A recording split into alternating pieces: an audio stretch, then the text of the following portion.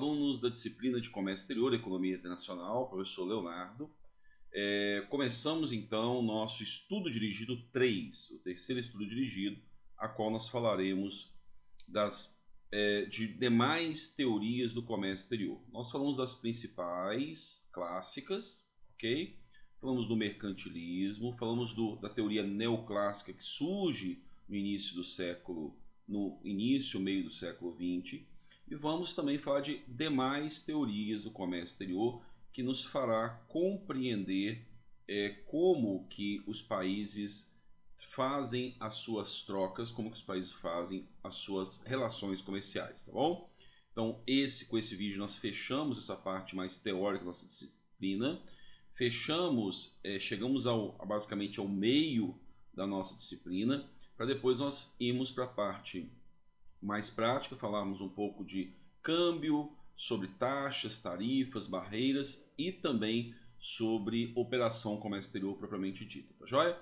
Então fique atento aí à nossa videoaula de hoje com a explicação dessas demais teorias, essas últimas teorias do comércio exterior e da economia internacional, tá joia? Um grande abraço para vocês e fiquem agora com a nossa videoaula.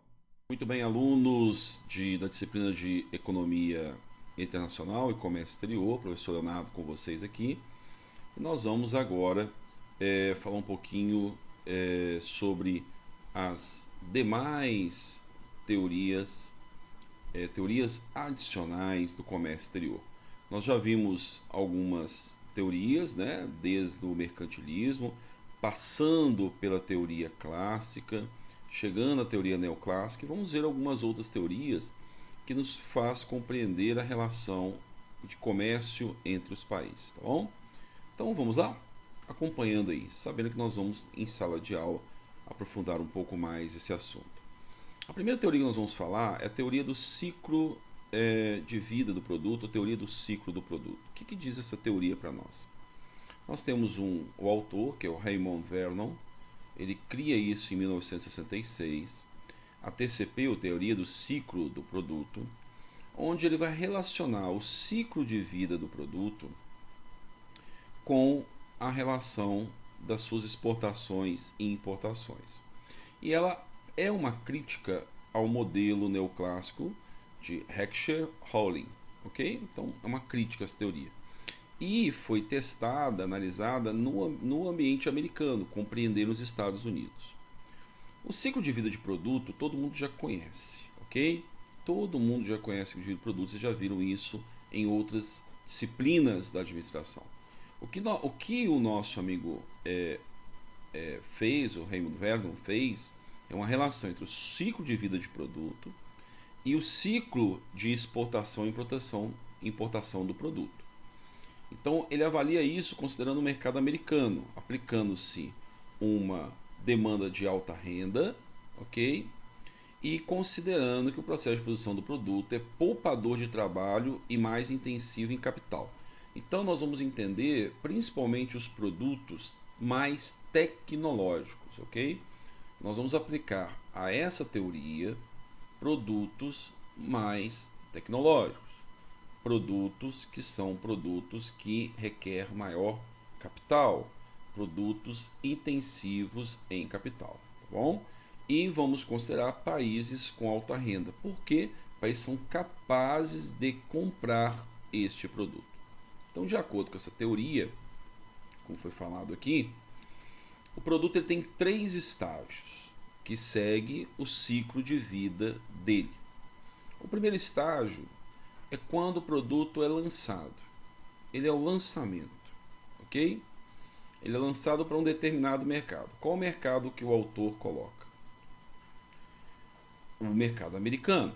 Então a sua teoria aplica-se ao mercado americano. Então o produto é lançado, é o primeiro estágio, é o lançamento. O produto tem demanda e ele então é produzido e vendido dentro do seu país. Depois ele passa para um segundo estágio. O segundo estágio é que alguns padrões gerais do produto, as suas características técnicas, começam a ser começam a ser mostradas. E eu começo então com uma alta produção. ok? Eu começo a pensar em produção em massa, em maior produção. Nesse estágio, eu consigo fazer uma redução de custos por economia de escala.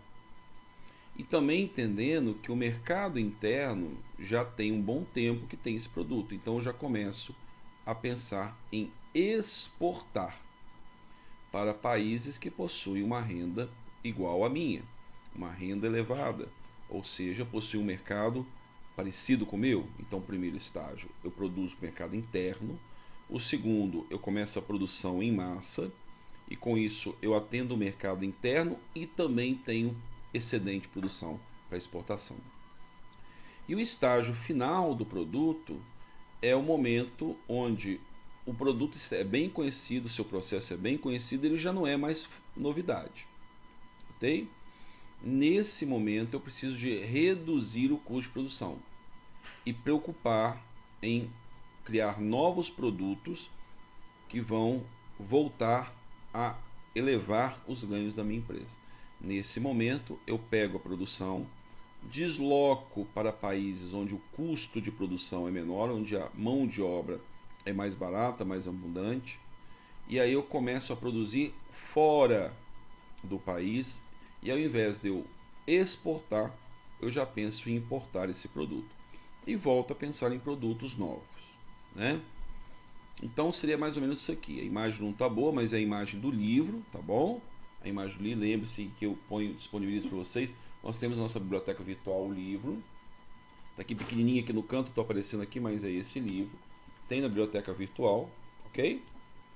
É o capítulo que refere-se a essas teorias adicionais do comércio exterior. Então veja aí o exemplo. Ó. Primeiro estágio, produto novo. Depois eu começo a produzir excedentes e exportar no estágio 2. E no estágio 3 eu começo a produzir fora. Eu começo a importar o produto. Então a produção do produto nos Estados Unidos, que é a teoria que ele aplica, cai. Ok? Então essa é a teoria de ciclo de vida de produto. Então ele postula a vantagem comparativa dinâmica, porque o país inovador, ele inicialmente no estágio 1, ele está com a vantagem comparativa. Depois do estágio 2 ele começa, ele ainda tem e começa a exportar. Já no estágio 3, essa vantagem comparativa, ela desloca por países onde eu posso ter um custo de produção menor, ou seja, os países em desenvolvimento. Então, é uma vantagem comparativa que quando eu lanço o produto eu tenho, quando eu estou desenvolvendo, quando o produto amadurece eu tenho e depois eu desloco para países em desenvolvimento. De certa forma, pessoal, essa teoria, vou voltar aqui, perdão, ela tem sentido quando nós vimos muito na década de 90, década de 80, que um produto era lançado lá fora e demorava muito a chegar aqui. Então, algumas tecnologias demoram muito a chegar ao Brasil. Videocassete, TV em cores, os próprios celulares, alguns modelos, né, eram lançados lá fora e aqui demorava a chegar até o dia que eles começavam a ser produzidos aqui na Zona Franca de Manaus. Então, de certa forma, essa teoria tem sentido. Falar disso hoje não nos cabe, porque com a globalização, essa questão de produção, né? Eu já falei com vocês, eu tenho aqui o iPhone, por exemplo, em mãos, né? E é um produto americano, fabricado vários componentes na China, produzido e montado na China, vindo para o Brasil, algumas vezes um produto de outro país, alguns componentes de outro, que monta em outro país e vende para outro. Então essa teoria hoje não é tão aplicável, mas dá para entender que é algo que aconteceu realmente lá para a década de 70, década de 80 e até mesmo a década de 90, tá bom? O ciclo de vida de produto, deixa eu voltar aqui, ele acompanhava os estágios se o produto era ou não exportado. Mas lembrem-se, essa teoria somente é aplicável a produtos de alto de alto emprego de capital, ou seja, produtos mais tecnológicos, né? E não produtos commodities, alimentos, entre outros. Outra teoria que é interessante entender é a teoria de Linder, esse camarada que está aí para nós aí na tela. O que o Linder fala? O Stefan Linder, em 1961, ele cria essa teoria e ele foge do modelo neoclássico. Eu quero lembrar aos senhores, então, vejam, que eu tinha um modelo, lá um modelo mercantilista, vou para o modelo clássico de entendimento comércio exterior e só vou mudar esse entendimento com o modelo neoclássico. Olha o salto, a demora, né? E aí, vários autores começam a pensar o comércio exterior e o mundo começa a globalizar, principalmente pós Segunda Guerra Mundial, vejam isso, tá? E Guerra Fria, e começam a questionar esse modelo neoclássico, né? Então, Linder, a teoria do ciclo de produto do Vernon, sim, faz essa reflexão, faz essa crítica, e o Linder também. Prefácio dos neoclássicos. O que o Linder apresenta? Que o gosto do consumidor é que condiciona as demandas de produtos e está relacionado ao nível de renda. Veja que aí ele é muito parecido com o modelo anterior, que vincula o comportamento da exportação à renda do consumidor do país onde o produto será importado ou exportado. Mas ele diz o seguinte: o gosto do consumidor está linkado com a sua renda. O que ele consome está linkado com sua renda. Ok? A renda determina o que ele vai consumir. Então, o nível de renda per capita de um país é o que que definirá o que será demandado pelos seus consumidores. Então, um país onde tem uma renda alta, os produtos que serão demandados serão X, diferente dos produtos que serão demandados num país mais pobre. Então, os gostos dos consumidores, a demanda deles, representa o que vai responder ao mercado. Então, o que vai ser importado ou exportado depende da demanda dos consumidores, depende do gosto dos consumidores, ou seja, depende da renda. Depende da renda. E é daí que emergem as importações e exportações. Então veja só, ele define faixas, ele dá um exemplo de faixas de produtos e de demanda, que ele vai chamar de sofisticação e qualidade. Então, suponha que você tem um produto A e B de baixa sofisticação e qualidade. Produto simples, barato. Já o produto F e G de alta sofisticação e qualidade. E assim por diante. Então suponha que eu tenho o país 1 e o país 2. O país 1 é um país mais pobre. Então ele demanda produtos A, B, C, D e E só.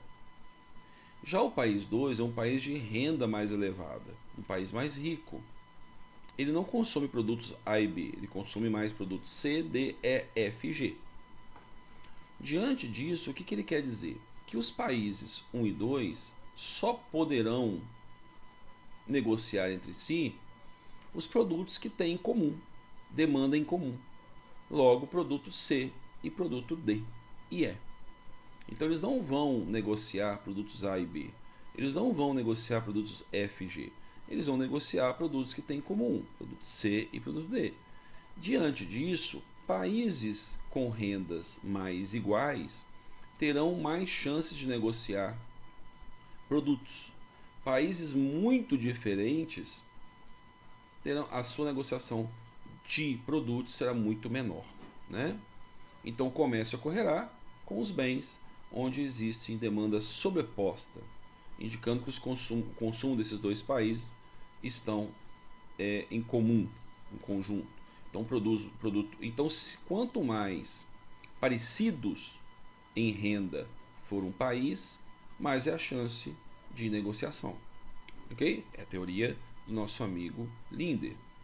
Imagine então agora o país 1, 2 e 3. E o país 3 ainda é mais sofisticado. Ele consome produtos E, F, G, H, I, mais sofisticados ainda. Então, o país 1 e 2 vai negociar o C, D e E, nós vimos. O 2 com 3 é FG. E o 1 com 3 somente o E. É o único que eles têm em comum. Então, de novo, países com rendas mais parecidas, com características de demanda mais parecidas, terão mais chances de fazer comércio exterior entre eles. A teoria Linder não fala se vai ser importação ou exportação, mas simplesmente comércio, simplesmente produtos negociados, tá? Então tá aí uma tabelinha só para entender aquilo que nós falamos anteriormente, qual que é o nível de renda e como que eles vão negociar, considerando que eu prefiro, por exemplo, um gráfico de Venom, né, que é aquele famoso das bolinhas, né, que tangenciam, que está contido, que união, interseção, que intercedem entre eles, é mais fácil de entender. Mas aí também esse gráfico, que está no livro também, deixa claro esse entendimento dessa teoria. Então, países com rendas mais parecidas terão um comportamento mais parecido, logo seus consumidores demandarão de forma mais parecida e eles terão mais chance de fazer comércio exterior. De acordo com essa teoria, com a teoria de Linder, então o Brasil deveria negociar com países emergentes, então com Rússia, com África do Sul, com China, não é isso? Estão lembrados disso aí? São os BRICS, né? Que é o Brasil, Rússia, Índia, China e África do Sul. Então, quando lança-se então os famosos BRICS, que não chega a ser um bloco econômico, simplesmente um arranjo político, uma união política econômica, tem sentido, porque Brasil, China, Índia, Rússia e África do Sul têm uma característica muito próxima.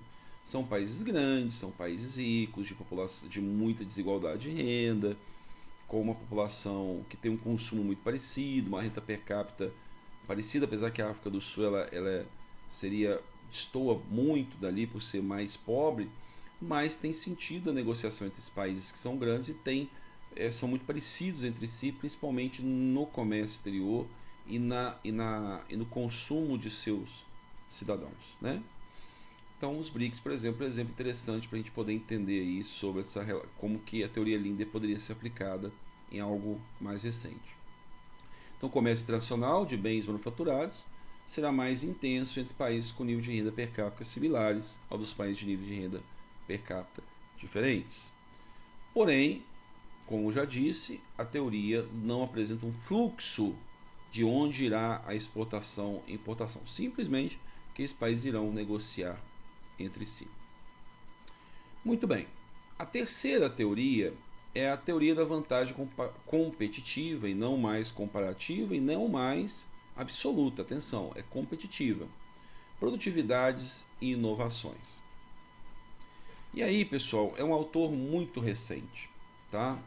E eu vou dizer para vocês que hoje é a teoria que mais está próxima do que acontece no mundo, apesar que nós temos que repensar como será a relação comercial no mundo após os últimos anos, principalmente após o 11 de setembro, né? Esse marco do 11 de setembro que vem acontecendo no mundo, nas relações internacionais, na relação comercial, mudou muito do começo dos anos 2000 para cá. Então é interessante rever, repensar. O Porter, em 89, ele contesta as teorias clássicas, contesta todas as teorias. E ele avalia que o mundo está extremamente globalizado, segmentado, com produtos cada vez mais diferenciados e cada vez mudam mais, uma evolução extremamente rápida. As tecnologias podem realizar feitos de produtos que eram muito tecnológicos e muito caros, está na mão de todos nós e serem acessíveis. Inclusive, né, um celular, um produto extremamente tecnológico, um produto cheio de tecnologia que está em nossa mão e está acessível, e todo ano lança-se novos produtos com novas realidades. Então, mercados muito segmentados. São poucos os mercados onde há um gigante que domina, tirando monopólios. Os demais, várias empresas entram na briga do mercado. Então, Michael Porter, ele analisa, ele tem essa visão no final da década de 80, começo da década de 90. Então ele começa a analisar a seguinte pergunta: por que empresas baseadas em determinadas nações alcançam sucesso internacional em segmentos e indústrias distintos? Então, por que algumas empresas de alguns países têm sucesso em vários segmentos industriais distintos? E aí ele responde: o que se deve buscar são características decisivas de uma nação que permite às suas empresas criar e manter vantagem competitiva. Então vamos lá. Por que alguns países têm empresas tão avançadas, tão competitivas, campeãs, e alguns países não têm? E por que alguns países, como os Estados Unidos, como a Alemanha, como o Japão, possuem empresas líderes no mercado na área automotiva, na indústria química, na indústria de alimentos, né? Tão diversificado? Por quê? Porque do ponto de vista das teorias anteriores, o Brasil deveria ser simplesmente um país agrícola, a Alemanha só um país mecânico, os Estados Unidos somente um país químico. Não. Os Estados Unidos têm empresas campeãs, empresas líderes de mercado de vários segmentos. A Alemanha também, Japão também, França também, Itália também. Por que esses países conseguem isso? E aí o Michael Porter vai dizer que isso se deve basicamente aos países permitirem um ambiente onde as empresas criem e mantenham vantagens competitivas. São países que são propícios para vantagens competitivas, que ele chama de vantagem competitiva das nações. Então, o mercado é segmentado, extremamente competitivo. Então, eu preciso ter países que mantenham um ambiente para que as empresas possam ser competitivas. Eu tenho nações com vantagem competitiva. É essa análise de Michael Porter. Esses países que nós falamos são vantagens competitivas desses países. O ambiente propicia isso. Então, o único conceito significativo de competitividade nacional é o de produtividade. Então, esses países competitivos são países extremamente produtivos. O que é produtividade? É o termo que define o valor que é produzido por unidade de trabalho ou de capital. Ou seja, com pouco eu faço muito. Com pouco eu faço muito com muito valor agregado. Então, o Michael Porter fala que a prosperidade econômica das empresas e dos países depende da produtividade dos recursos. Então, eu preciso de pessoas produtivas, dinheiro que tem um retorno garantido, recursos naturais e humanos que possam ser eficientes. Então, o que o Japão, Estados Unidos, a Alemanha, por exemplo, têm em comum? São países que utilizam seus recursos de forma eficiente e com pouco fazem muito. Ok? E com pouco fazem muito. Sendo assim, a produtividade é o determinante principal do nível de renda de um país. Então, um país produtivo é um país rico.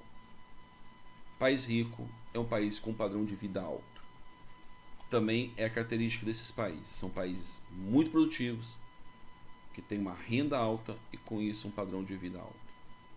Então, o padrão de vida vai depender da capacidade das empresas do país alcançar altos índices de produtividade e sempre aumentá-los ao longo do tempo. Então, eu preciso de produtividade, aumentar a produtividade nacional e reduzir a competitividade em nível nacional. Então, eu vou aumentar minha produtividade para ser mais competitivo. Então, ao contrário do pensamento que fala que a vantagem está nos custos de mão de obra, baixas taxas de juros, taxas de câmbio baixa, economia de escala, Porter contesta. A empresa consegue atingir competitividade com o aumento da produtividade. Então não adianta ficar chorando. É simples o recado que ele dá. Para de chorar governo. Pedir o governo para reduzir impostos, governo para mexer na taxa de juros, governo para reduzir o câmbio. Não. Você precisa de investir em inovação, novas tecnologias, qualificação da mão de obra, novas abordagens de marketing, aprimorar processos produtivos e gerenciais. Então, menos chororô, pedindo ao governo intervenção econômica, então é um pensamento mais liberal, e mais foco no aumento de produtividade. E o que traz aumento de produtividade? Nós vimos isso lá em macroeconomia. Principal, melhoria da tecnologia, melhoria do processo, melhoria do capital humano, né? Isso que traz produtividade. Então, um país que investe nisso obtém um alto padrão de vida, consegue manter diante do mercado competitivo internacional, aumentando a renda da sua população e, com isso, tendo melhor qualidade de vida. Mas para isso é preciso de estar inovando sempre, a busca intensa da inovação. Por isso que eu falo com vocês que é o pensamento que eu mais interesso do Porter. Isso tem verdade. E aí ele vem com uma teoria dos diamantes nacionais ou dos campeões nacionais. Tá? O Porter diz que o êxito internacional de uma determinada indústria depende de 4 etapas determinantes, que ele chama de modelo diamante nacional. A posição do país nos fatores de produção, a condição de demanda, a presença ou ausência de indústrias correlatas e indústrias fornecedoras que sejam internacionalmente competitivas, e a estratégia e estrutura das empresas, mais a natureza da rivalidade interna. Então ele cria ali um passo a passo para a criação de empresas altamente competitivas, que ele chama de diamante nacional. Mas veja que o alicerce ele vem dos fatores de produção. Então eu preciso ter uma mão de obra qualificada, eu preciso ter demanda interna, não somente externa. Eu preciso de ter uma cadeia produtiva eficiente, ok? E estrutura para escoamento dessa produção também. Então aí que o governo tem que intervir e não ficar intervindo na economia simplesmente. Então, trabalho especializado, demanda, tem que ter empresas correlatas para fornecimento e estratégia e estrutura das empresas. Esses são os 4 passos para empresas altamente competitivas, também no mercado externo.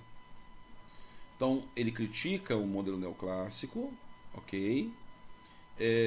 E que define 2 fatores de produção, mas ele fala que os fatores de produção são vários: recursos humanos, recursos físicos, conhecimento, recursos de capital, infraestrutura. Dessa forma, ele fala que a competitividade depende da capacidade de criar, de inovar, de melhorar todos esses recursos. E isso é um reflexo em gente. Isso é um reflexo em inovação e base científica. Então, o